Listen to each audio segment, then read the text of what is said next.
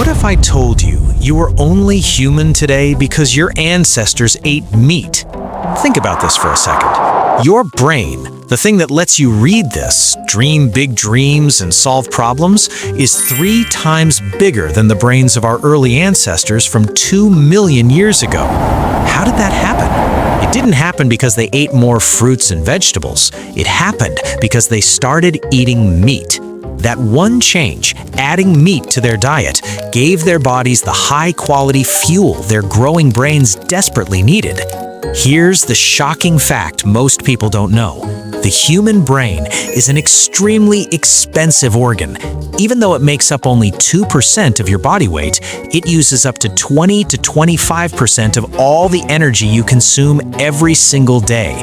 That's like a supercomputer running inside your head.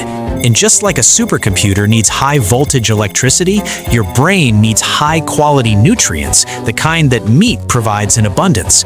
Fruits and vegetables are good, but they're more like regular batteries. They give energy, but not nearly enough concentrated power for the kind of brain growth that made us human. Our ancient ancestors figured this out long before modern science. They saw that animals that ate mostly plants stayed smaller and simpler, but when they started hunting and eating meat, something amazing happened. Their brains began to grow rapidly. This wasn't just about survival. This was the key ingredient that turned early humans into the smartest species on Earth. Today, in many modern countries, people are moving away from meat and choosing mostly vegetable-based diets. That raises a very important question. Is this modern shift making us smarter or quietly working against the very thing that made us human in the first place? In the next part, we'll look at the powerful nutrients in meat that fueled our brain growth, nutrients that are much harder to get in the same quality from plants alone.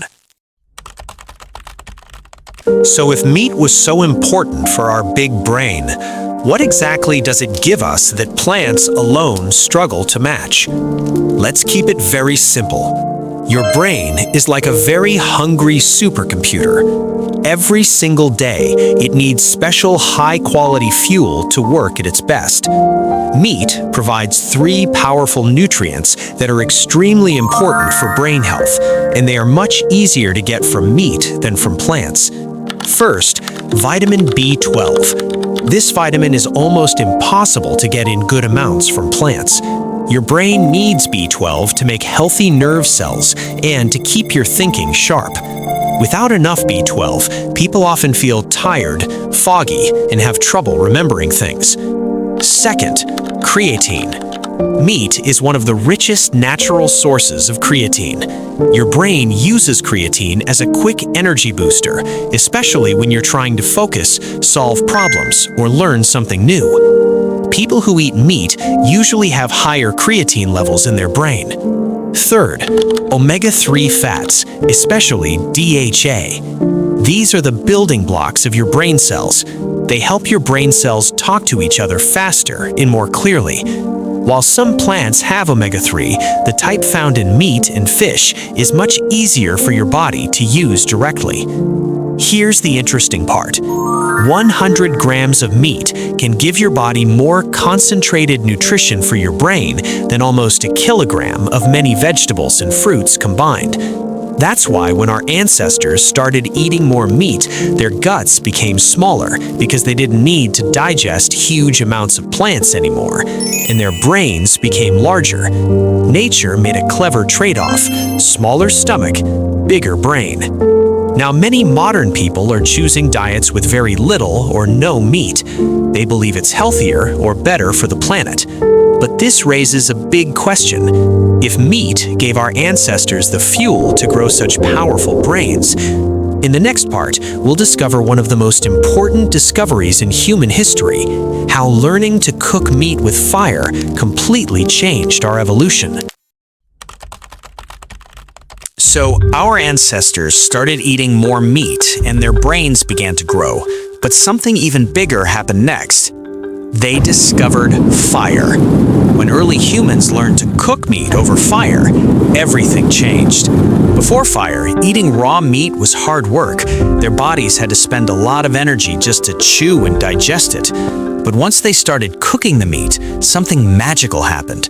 cooked meat is much easier to chew and digest, the body doesn't have to work as hard. All that saved energy could now go straight to the brain. This was a game-changing moment in human history. Scientists call it the cooking hypothesis. When our ancestors began cooking meat, their guts became smaller because they no longer needed a huge digestive system for raw plants. And with the extra energy, their brains could grow even larger and more powerful. Cooking meat gave them more calories, more nutrients, and more time. Instead of spending hours chewing tough, raw food, they could now think, plan, create tools, and work together.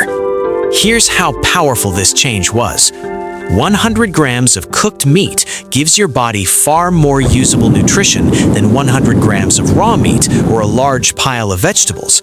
Your body absorbs the proteins, vitamins, and healthy fats much more efficiently. This is exactly why our ancestors' brains grew so dramatically after they started using fire.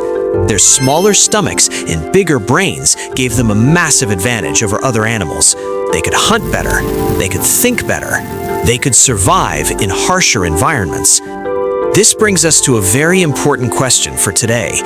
If meat and cooking played such a huge role in making us smart humans, what happens when modern people try to remove meat completely from their diet?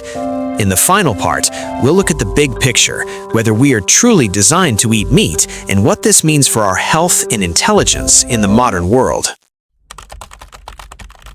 So if meat and cooking played such a big role in making our brains bigger and smarter, what does this mean for us today?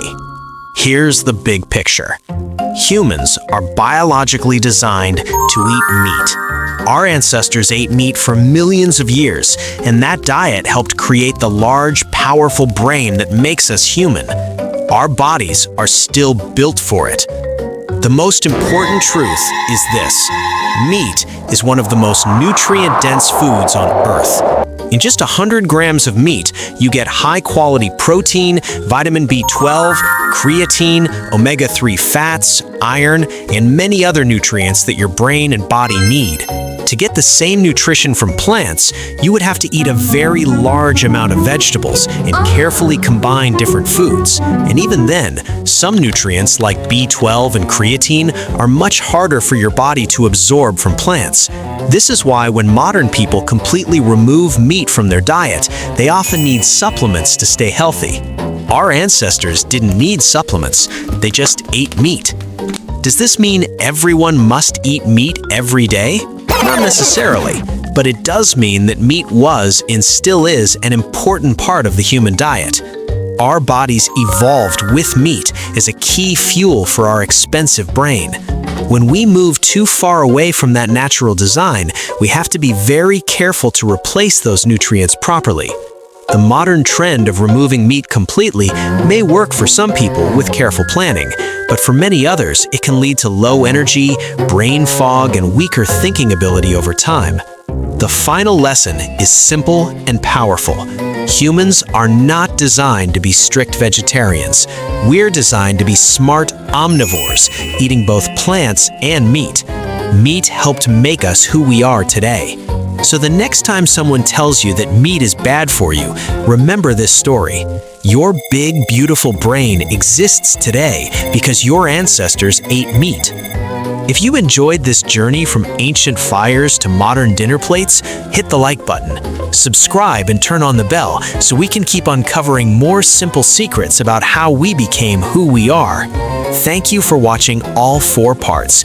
You just learned one of the most important truths about being human. See you in the next video, my friend.